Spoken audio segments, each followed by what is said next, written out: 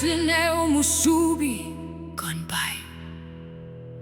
Mens han arbejdede i udlandet, blev grundlæggeren chokeret over Japans lave selvforsyningsgrad med hensyn til fødevarer.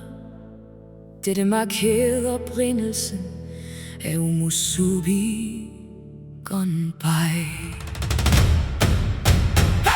De lækreste risguler i Japan, lækker miso-suppe, varm gæstfrihed,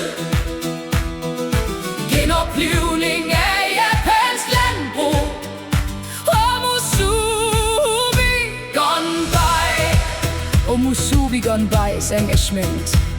Vi forstår dybt risens unikke egenskaber og finjusterer omhyggeligt vores tilberedning og formningsmetoder for at få dens fulde potentiale ud.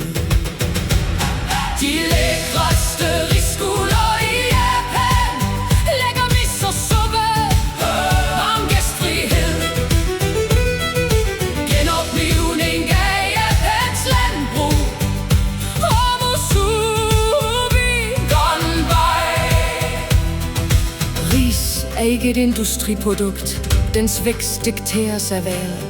Det er kun naturligt, at risens smag varierer fra år til år, men i jagten på ensartet kvalitet trækker vores kontraktlandmænd på deres erfaring og viden og engagerer sig i endeløs forsøg og fejl.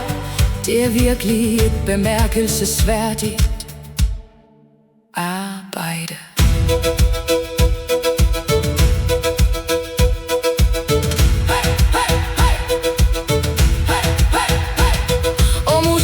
Gonbais mission at udvide risforbruget, bevare rismarker og realisere bæredygtigt landbrug. Dermed bidrage til Japans nationale interesser med de